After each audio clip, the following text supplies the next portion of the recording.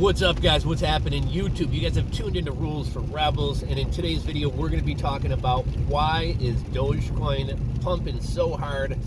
Just picked up my morning coffee from Dunkin' Donuts, got a little bit of time to kill, so figured we would talk about that in today's video. I see a couple reasons why Dogecoin is going so crazy. A lot of people are like, this doesn't make any sense. This coin shouldn't be pumping so hard. This coin shouldn't be at these prices. I don't get it. Quit trying to make sense of the markets. You guys remember when that guy in Miami on bath salts ate somebody's face off? Trying to make sense of the markets, whether it's the stock market or the crypto markets, is like trying to figure out why the guy on bath salts chewed somebody's face off. He was on bath salts and he was fucking crazy. Like, quit trying to make sense of why he did it. That's why he did it. And the markets are just crazy. Quit trying to figure them out. A couple observations I've made, over the past couple of years in the crypto markets. One thing that I've kind of learned is quit trying to put your ideologies, or morals would be the wrong word, but quit trying to put your ideologies or your thought process on the market. I remember back when Ripple or XRP was going crazy back in 2017. A lot of people were like, oh, and I was probably one of them too. Crypto is supposed to be decentralized. What's with this shit coin that's working with the banks? This thing shouldn't go anywhere. I don't want this thing to go anywhere. And we saw the price rise and rise and rise. And what did it hit? It hit at least $3. I think it may have hit $3.30. And it's kind of like, if you stuck to your ideals or whatever it is, you missed out on some profits there. Now, if you don't want to get involved in a coin, cool. But just realize that when you kind of stick to your guns or stick to your ideology about what crypto should be or what coins are valuable and what coins shouldn't have value to people, you're probably going to miss out on some gains. One thing we've seen the past year or so in the stock market is, stocks like GameStop and Nokia and a lot of, kind of shit stocks that Wall Street Bets decides to run up, they run up. I mean, one thing we got to remember is things have value because people assign them value, and network effects are strong. So if people decide that something has value, it has value whether it should or whether it shouldn't. That's why the Princess Beanie Baby 15 or 20 years ago or whatever that was going for $2,000. I mean, it's a fucking plush toy that's made in China that costs 25 cents. There's no reason it should cost $2,000, but people decided that it was valuable, and therefore it cost $2,000. And with people trying to make sense of the markets, it kind of makes me use kind of another weird analogy. I'm kind of terrible with analogies, but you remember years ago, I think it might have been the Miami Dolphins. Somebody correct me if I'm wrong, but there was some NFL team who was just fucking running the Wildcat on every play, doing weird ends around and options and all this stuff. And in professional football and the NFL, people say, college play schemes, college playbooks don't work because players are faster.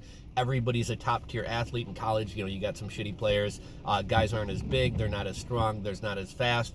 So the option or the Wildcat shouldn't work in professional football. But I think it was the Dolphins or some team was running the Wildcat on every play, and they were actually having a lot of success with it. And I think it was eventually, towards the end of the season, that the Baltimore Ravens finally figured out that offense and wound up shutting them down. It has never really worked again that well since. But sometimes, and I guess kind of what I'm getting at here is, we've kind of seen a lot of things where meme stocks and just stocks that the internet piles into do well. I don't think it's really something that works long term, and that's kind of where I'm trying to bring this analogy home to, is that Wildcat offense worked for a while. It was weird. Nobody could make sense of it.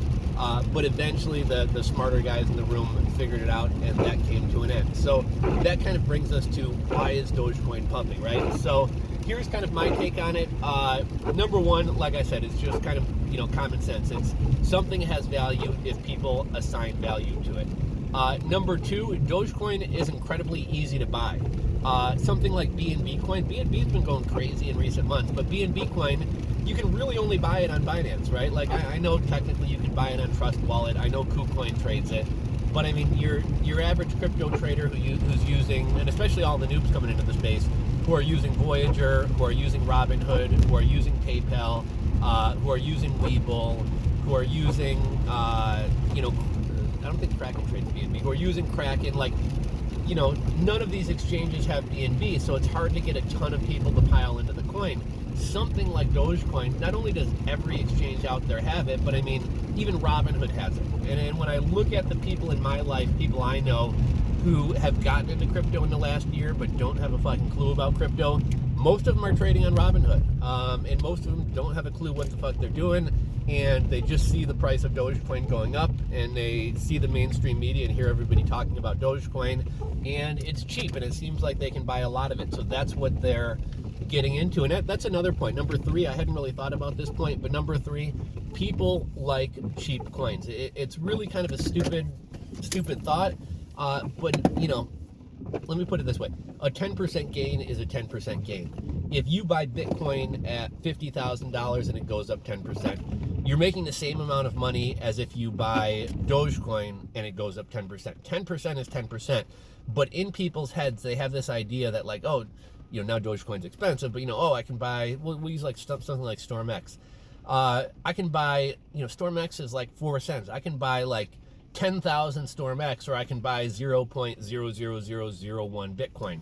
And in their heads, they're like, well, if StormX goes to $1 and I have 10,000 coins, I just made $10,000. Nobody's really looking at it in the sense of like 10% is 10% regardless of the price of the coin. And typically there's a reason why penny stocks are cheap. There's a reason why shit coins are cheap. But in people's heads, they have this idea that I can acquire so many of these cheap coins, and if it goes up even this little bit, I'm going to make so much money, not really thinking that like 10% is 10% regardless of the cost of the asset. I notice in the stock market and on like forums for new stock market investors, everybody is like, what's a good stock under $1? What's a good stock under $5? Most of the time people say like, look, there's a reason these stocks are under $1 or under $5. Like I said, 10% is 10%, right? So let's see. So we talked about network effect, or I guess we talked about if people assign value to something, it has value. We talked about Dogecoin is easy to buy. We talked about it's cheap, so people can get a lot of it. One reason, at least earlier on, I think Dogecoin was surging.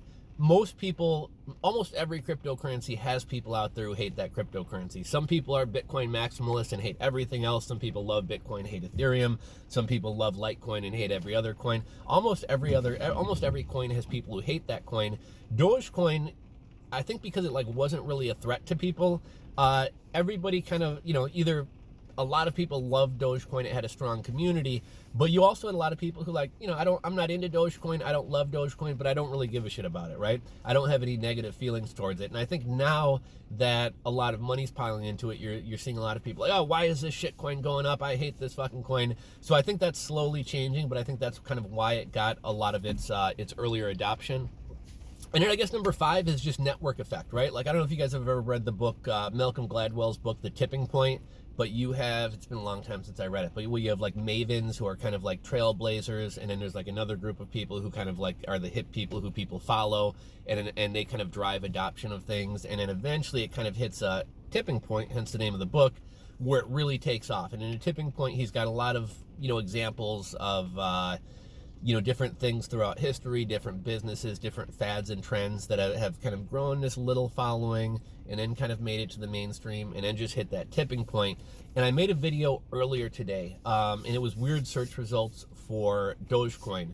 And I think just kind of goes to show the network effect. Like, right, like there were crypto people who knew about Dogecoin, then it kind of started getting popular with like the Wall Street Bets crowd and on like r/cryptocurrency and some of these subreddits. And then at some point it hit the mainstream. And when I did a Google search on Dogecoin this morning, it was really kind of weird. I guess it just kind of shows how mainstream Dogecoin has gone, as well as kind of how much the media and Google are kind of pushing Dogecoin. Normally when you search a cryptocurrency on Google, you're normally going to have maybe one line, and really any search on Google, you're going to have one line of Google News results, right?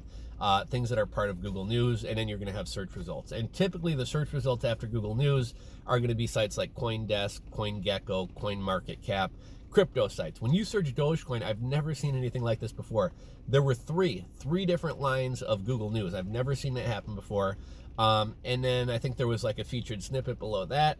And then below that, it was weird. Like, it wasn't crypto sites. It was like Yahoo Finance, CNBC. It was all either like traditional finance sites, or mainstream news sites that were popping up in the search results. And I think that just kind of goes to show how mainstream this was. Like, obviously, crypto and Bitcoin cracked into the mainstream, and we started seeing articles about this guy who lost $100 million in Bitcoin, and this guy made all this money, and this guy spent $10 million on a pizza. But Dogecoin is just boom. Dogecoin is nonstop in the news. Plus, you got Elon Musk and Mark Cuban pumping the hell out of it. Here's the thing with Dogecoin, and this is kind of getting back to trying to make sense of something that doesn't make sense. In the grand scheme of things, Dogecoin doesn't have anything going for it. It was, you guys all know this probably, but it was a joke coin. The creator created it as a joke. He's cashed out and moved on. It's not really a project. There's no new basically it's a peer-to-peer currency that doesn't get used as peer-to-peer currency. And yeah, a lot of people would say the same thing about Bitcoin.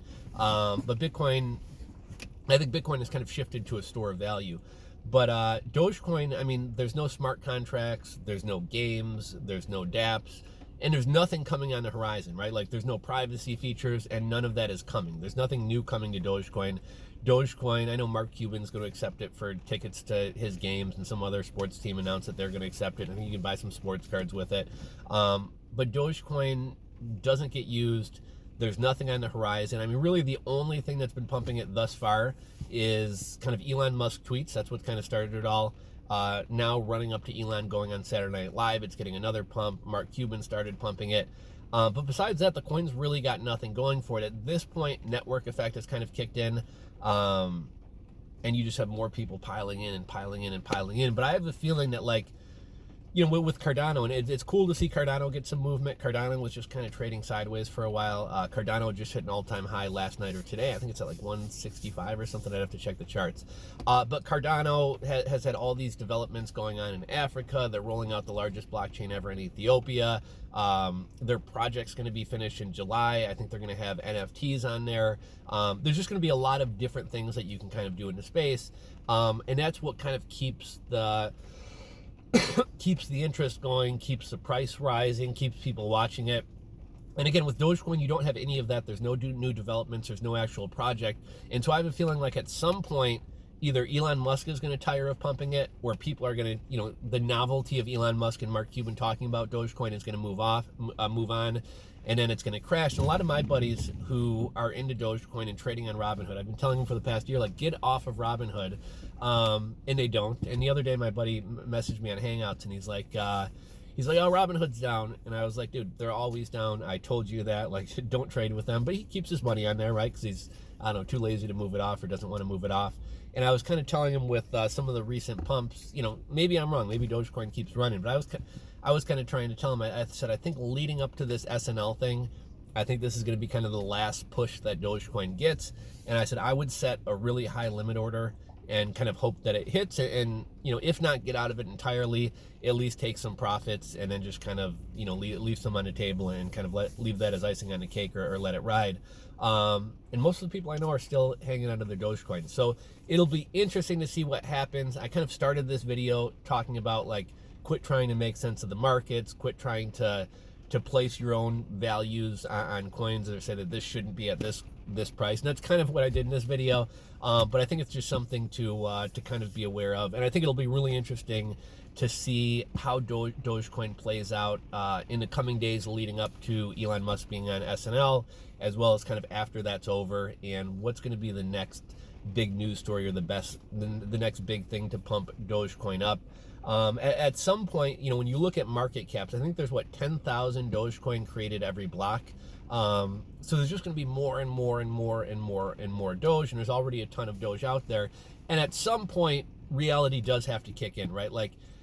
I hear people saying oh, StormX is going to be $100. For StormX to be $100, it would mean that StormX overtakes the entire crypto market, which it's just not going to happen. At some point, there's only so much money in the world, and certain coins can't rise above a certain price because there's only so much liquidity or so much money out there. So could Dogecoin hit $100 or hit $1? It probably, right? Crazy things are happening right now. Could Dogecoin hit $100? I think that would be impossible. I go on a site called Haro. Sometimes it's called Help a Reporter Out. It's a way of getting backlinks. And I'm seeing a lot of reporters doing stories on could Dogecoin hit $100 and looking for quotes. And I think that's just kind of fucking insanity. You know, there's the old saying about when the shoe shine boy tells you to buy stocks, it's time to get out. And I feel like Dogecoin, if it's not there, is very close to kind of reaching that level of mania. One thing that really throws me off, Brian Phobos is a buddy of mine. He's got a channel, Brian Phobos. Check him out. Really smart guy when it comes to crypto. He's pretty much always spot on with his predictions. I mean, the only thing I've ever seen that he's been not like 100% right on it, and you still would have made money. But EOS, I never really liked EOS. He was big on EOS for a while, and I think EOS has been a little bit of a turd. Although if you got into EOS a year or 2 years ago, you're probably still up money now. I haven't really checked that one on a chart. But Brian Phobos is huge on Dogecoin. He's got a Dogecoin baseball team out in California, and back when he was like really talking about Doge a lot, I bought some. I eventually kind of tired of it at like 8 cents and wound up selling off, and I'm kind of kicking myself. I'm kind of rambling at this point, but one other kind of comment I wanted to make. You know, there's a lot of people out there who are kind of using this strategy of investing where like, I'm going to chase meme coins, and it seems like it would be stupid. It seems like it, or even meme stocks. It seems like it would be stupid. It seems like it wouldn't work. But a lot of people are making a lot of money. So you kind of got to decide, like, what is your trading strategy? Are you a swing trader? And if so, do you trade on the hourly, the daily, the weekly, the monthly?